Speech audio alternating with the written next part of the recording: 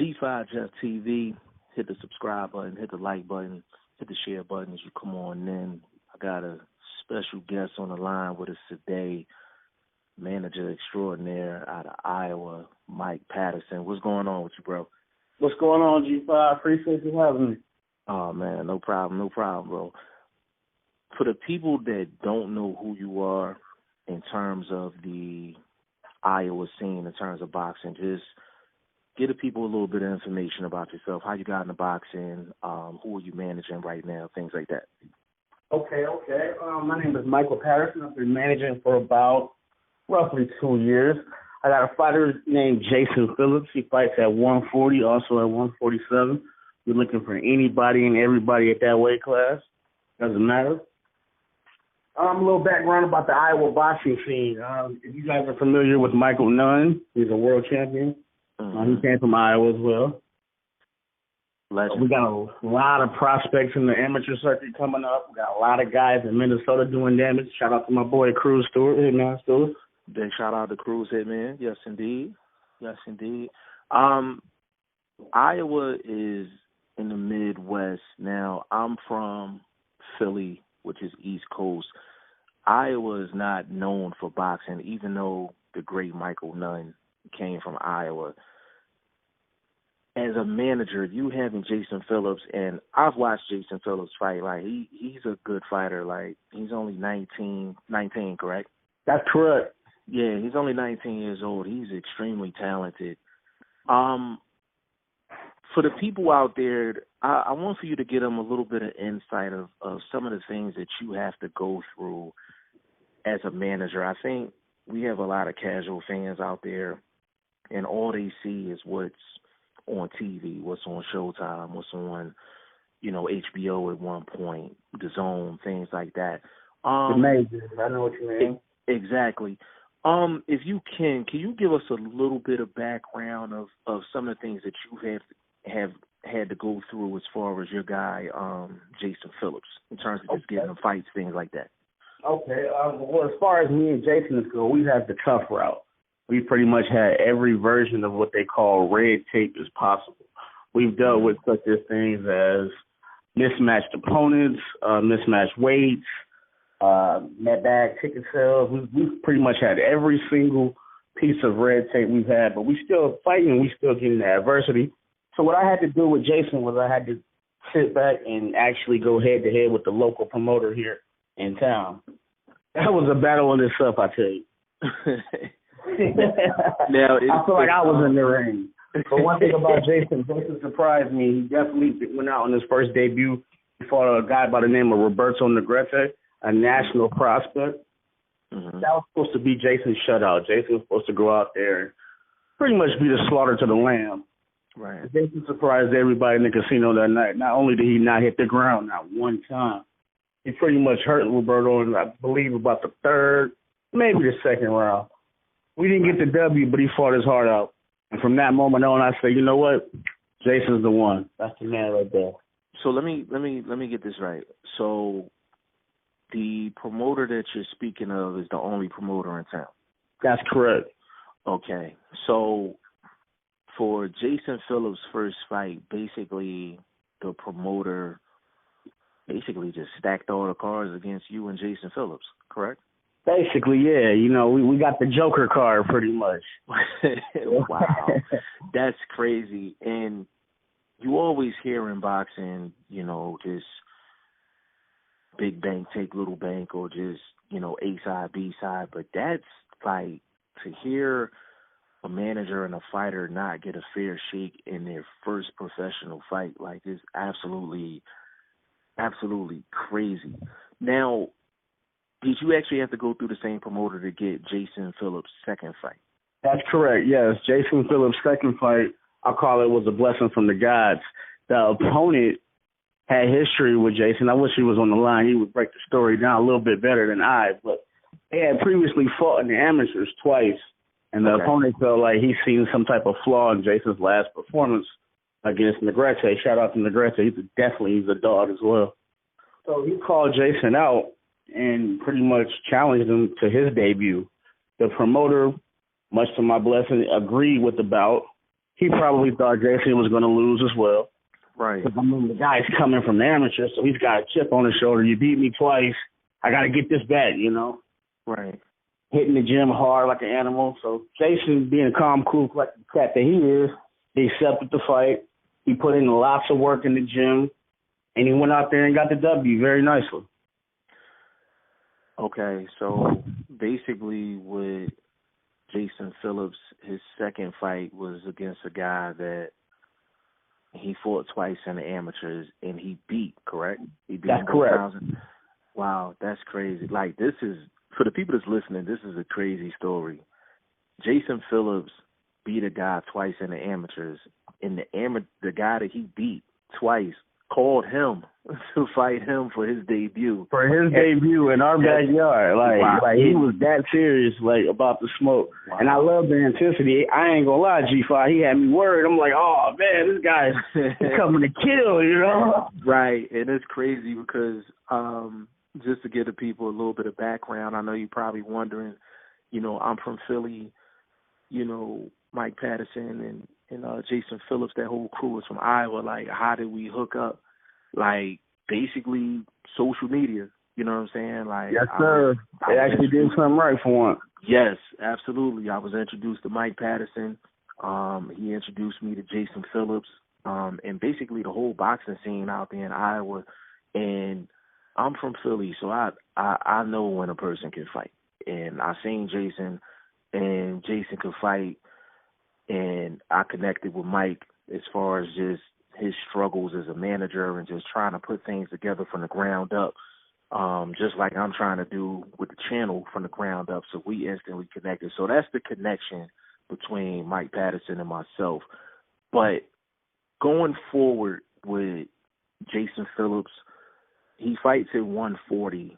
Now, with this whole coronavirus thing and all that going on, like, who knows when things are going to be back up and running. Prior to the coronavirus situation, how many times did you want Jason Phillips to actually jump in the ring and fight this year?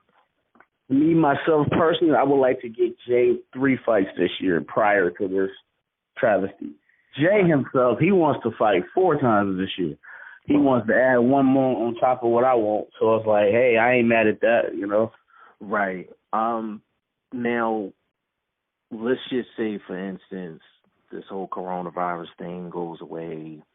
Let's just say July, because there are main cards that were scheduled for May that are getting canceled. So let's just say July. Man. Yeah, it's crazy, right?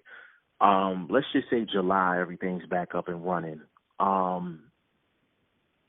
Are you thinking like possibly 2 fights before the end of the year, if possible? That would be sweet. That would be sweet. We can get, if July was the start of the new beginning, I would take something either mid-July or you know, shortly after that, and then like maybe something right before the end of the year. Right. So we can have a nice little W to celebrate with. Right. Now, as a manager, now I know we've talked about this, you know, outside of the interview, but in terms of you having the difficulty that you've been having in terms of getting Jason fights and just dealing with one promoter, explain to the people what you're trying to do in regards to actually getting fights outside of Iowa or trying to find other opportunities with other promoters. Okay. I guess the best way I can break that down is I give y'all the overall plan for Jason when I signed him. Okay. So my plan for Jason was to build him up as the Iowa star. I was going to capture the Iowa state title. Every state has a champion at each weight division. There's a guy by the name of Steve Edwards. He's a fighter here as well. Shout out to Stunning Steve. Yeah, shout out to Steve. He is the current, I believe, either number 1 or definitely the state champion at 54. I think so. The guy that had it before him retired. Shout out to Limbo. So I pretty much followed their plan. I'm like, well, you know, at 47, I'm pretty sure Jason can beat everybody around here. So let's go ahead and get that. The promoter was like, nah, I'm not feeling it. Now, this the same promoter, the only promoter in town, correct? That's correct. Okay. Correct. Okay. He's like, nah, I'm not feeling that. You're going to do things my way or no way. So then I'm like, okay, well, let's try to meet somewhere in the middle. I'll take a little from my dish, you take a little from your dish, and let's make a gumbo pot. He's like, nah, I ain't with that either, Right. So I was like, dang, and from now, with the walls being back in, we have no other choice but to hit the road. And the risk with that is we're going into opponent's backyard.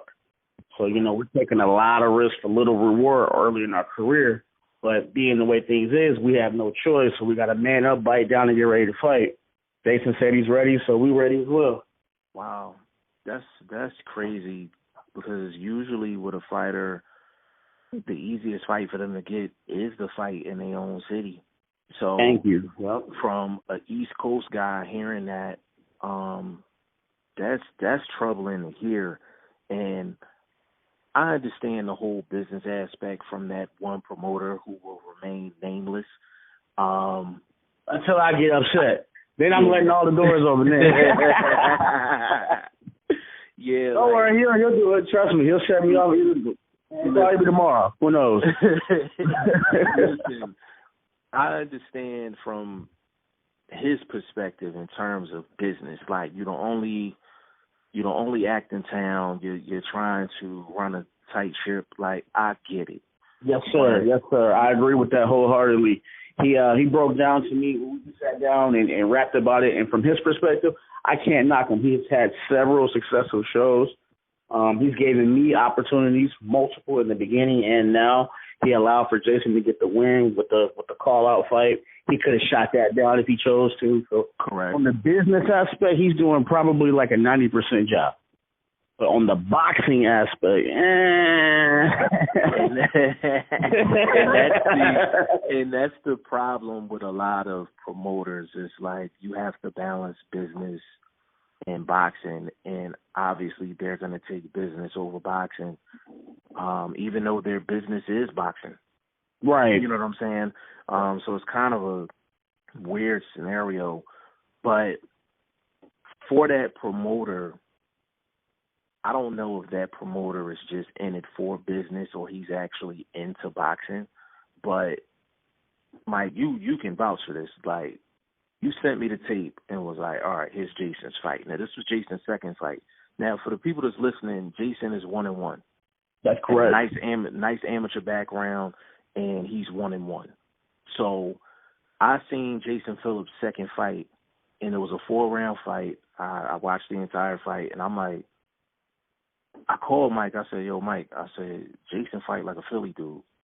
He's show what you said, too. That's exactly what I said. I'm like, he fights like a Philly dude. I'm like, what is the promoter's problem? Like, I seen Jason Phillips, and I'm like, yo, this kid, he got star potential. For a kid that's 19, I'm like, he has star potential. But it goes back to what we were saying before as far as the promoter looking at business versus boxing. If That's he was correct. looking at it from a boxing standpoint, he would look at Jason and be like, we might got a star here. Yeah. Let me mix him into the business. I want to put him out in front of the actual public as much as possible. But do you think the fact that Jason has you as a manager but does not have a promotional contract, do you feel like he's just kind of just trying to put Jason out in the cold until he signs a promotional deal with him? To be honest with you, I would love to sign a promotional deal with the promoter here. But The only issue with that is we can't agree on anything. I'll say red, he'll say blue. I'll say up, he'll say down. So we'll be calling each other out. But right. in a perfect world, that would be beautiful, because of him being the only actor in town, and we are from town, it would be good to build Jason up to about 10-0 here. We could easily capture that state title that I was mentioning before, and then from there we can defend it 2 or 3 times. We could sell tickets, and it'll be a good fight for everybody as far as the fans are concerned. Right. But then we go back to his opponents and things of that nature. And then now, I know, and I'm for the people that's listening, I'm very familiar with Mike Patterson and their whole gym, all the guys in that gym. Big shout out to all of them. Big shout out to Jason too. Big shout out to him. We definitely gonna get him Sure, appreciate that. on as well. Coach Red, Coach Toney, Coach Tommy. That's the funny man. I can't wait to get him on here. Coach Fred, man, he's gonna have y'all cracking up. Chino's funny as hell too. Yeah, big shout out to Chino. Big shout out to Chino. We're gonna get him on it as well. Absolutely. Now I know that you were very familiar with former boxing great Michael Nunn. Has Michael Nunn been to the gym? Yes, sir. Michael Nunn has been to the gym. In fact, I can go on record and say this. This came from Coach Payne himself. Last time Michael Nunn was in our gym was to see Cruz the Hitman Stewart, my right hand, my ace boon coon, my big bro. Yeah, we gonna get Cruz on the line too. Actually, Cruz is one of the last people y'all seen on TV in a boxing match before this coronavirus hit. So that's gonna be a legendary interview that we're gonna do with Cruz Stewart. As far as Michael Nunn is concerned, I was thinking about this as we were talking. You're having difficulties with the only promoter in town. With Michael Nunn showing his support, just not only for you, but just the gym in general. Have you ever thought of trying to either get advice from him or actually kind of, use his name to try to get an opportunity or two for Jason or your future clients, like using somebody as big as Michael Nunn in your state? That's correct. I never really thought of that, to be honest with you. Every time I see him, it's just, I always crack a little joke about how we got the same name, Right. I never really thought of, promoting it through him. I guess I could look into that, but I'll just focus on pretty much molding and putting all my energy into Jay because he's got so much untapped potential, like what you said. And I just want him to bring all of that out. At the same time, hone certain things in the ring. So that's been pretty much my main focus on that. Yeah, and it's what you said earlier as far as like traveling to other states. It's one thing to travel to another state and you are in, 6-round fights, 8-round fights, 10-round fights. But when your career just started and you're traveling to different states, it's really risky. I know you express how risky you think it is, but from the outside looking in, it sounds like it would be extremely risky in the Midwest because in the Midwest there's just not as many opportunities as it is in the East Coast or on the West Coast. Am I correct about that? That's very correct. And it's so few. How do I put this? It's so few opportunities. There's so many sharks out there. So many great fighters out there that's gunning for the same opportunity that we gunning for. So I know when they give us an invite to another state that's nearby, I know that opponent is definitely coming to shut us out. He's not coming to win on cards. He's not coming to look pretty. He's coming to do damage because this is his backyard, just like when we was in that position with the last W. So it's something we got to sit down mentally and prepare for. But I believe in Jason. And I know once he gets in shape, we're ready for war. Yeah. And it's just amazing to hear all of the red tape and the politics that's going on in a relatively small state when it comes down to boxing in Iowa. And usually when a guy is really, really good, like usually the opportunities are just kind of just thrown in your face and you just kind of have a pick of what you want to do. As far as just moving forward, what do you think is the bigger risk? Actually working something out with the local promoter or actually going out of state? Like, which one you think is riskier? I mean, it sounds like you're playing Russian roulette with both of them, but is there a lesson like that? I got the revolver, then I got the 38. I got the big phone, I got the little gun. Right. Both gonna do damage when they hit. So. That's true. Even with the Michael Nunn point that I brought up.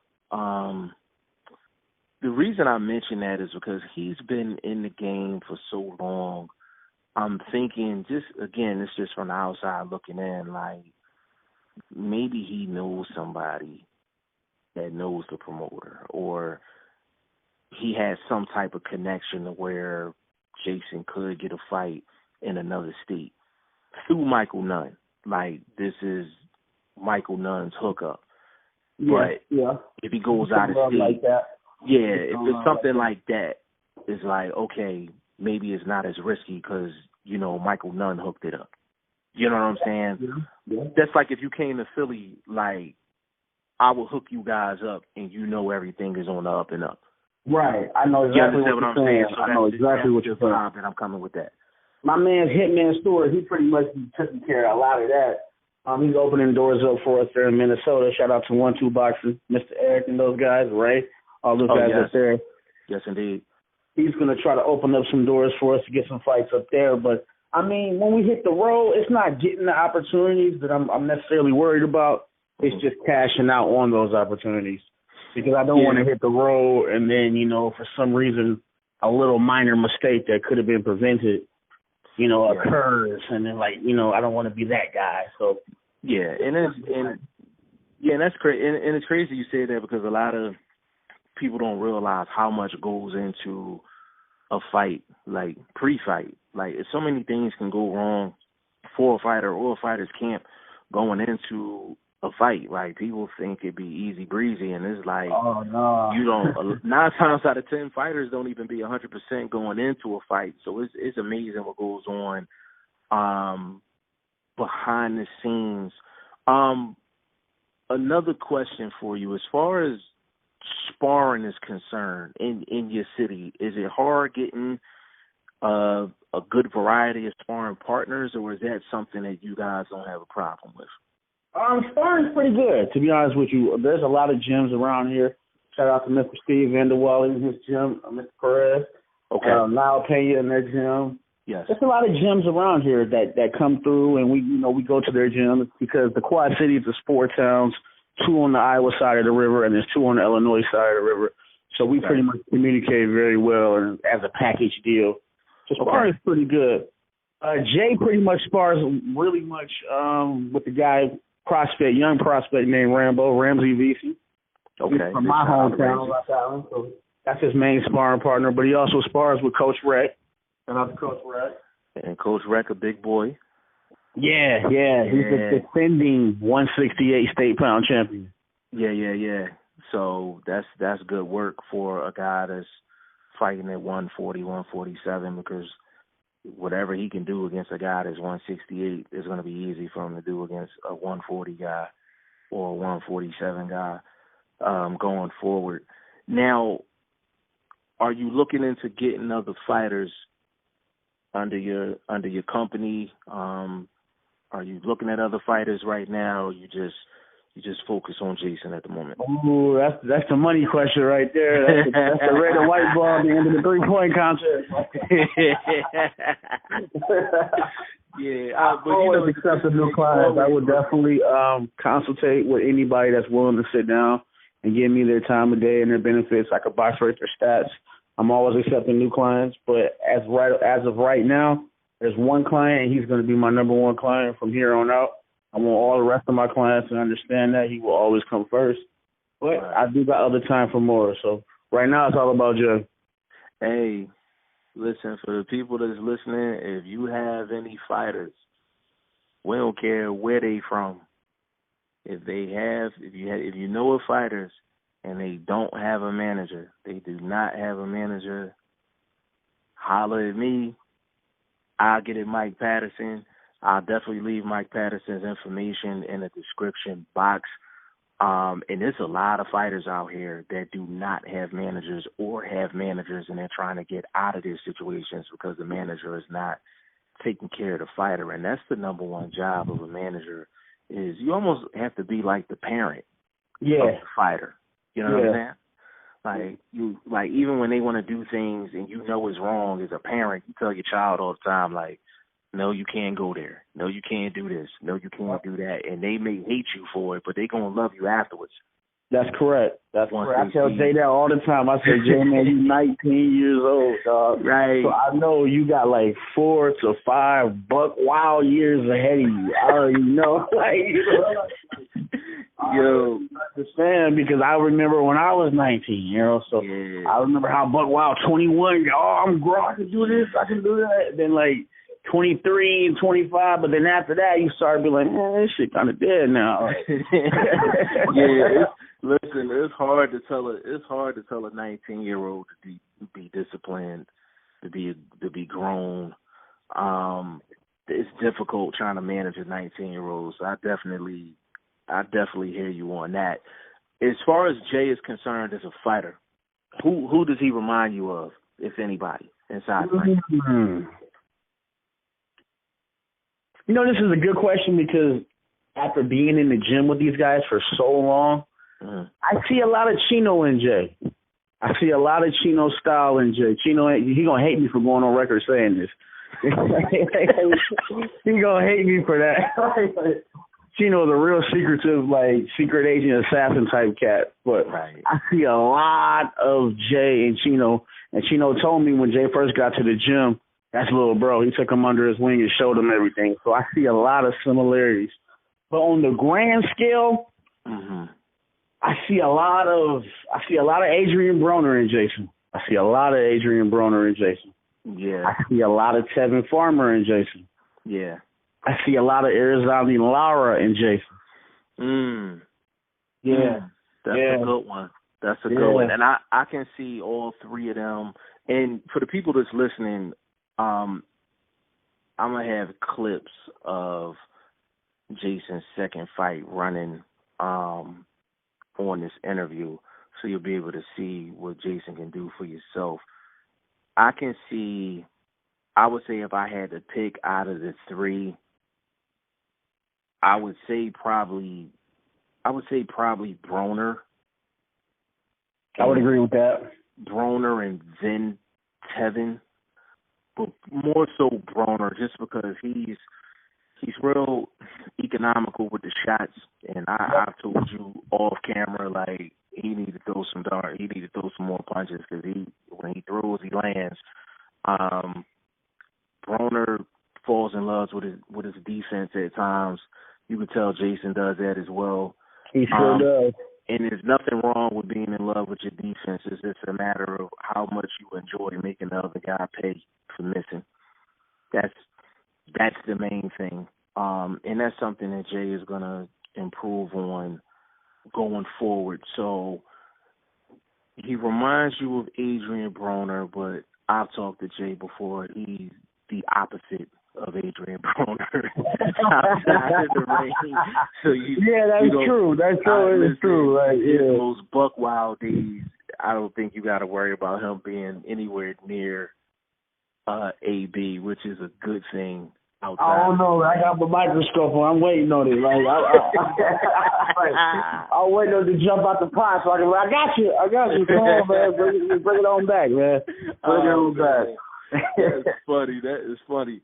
Yeah, but man, we hoping that this whole coronavirus thing just ends soon, so we can get back to just normal life. Just all of this quarantine, staying in the house and all that, man. Like, it's just, it's not normal life, man. Especially for these fighters. Yeah, especially for these fighters, because it makes it easy for them to blow up in weight. They're not exercising, things like that. It gives them a reason to be lazy. Yep. You know what I'm saying? So nobody needs a reason to do that. Absolutely. Exactly. I know I don't. Me neither. I can make my own reason. I'll make it legit too. Absolutely, man. But listen, it was an absolute pleasure talking to you. What we're going to be doing is we're going to put this up on the channel. We're definitely going to be following your journey along with Jason Phillips, along with the other fighters that you're going to sign in the future. I feel like Iowa is a state that people need to know about from a boxing standpoint. And if you are a boxing fan, it don't matter where the talent comes from, as long as the talent is brought to your eyes and to your TV screen. I like that's the most important thing at the end of the day. But before we sign off, Mike, do you want to give out any of your social media or any of Jason's social media?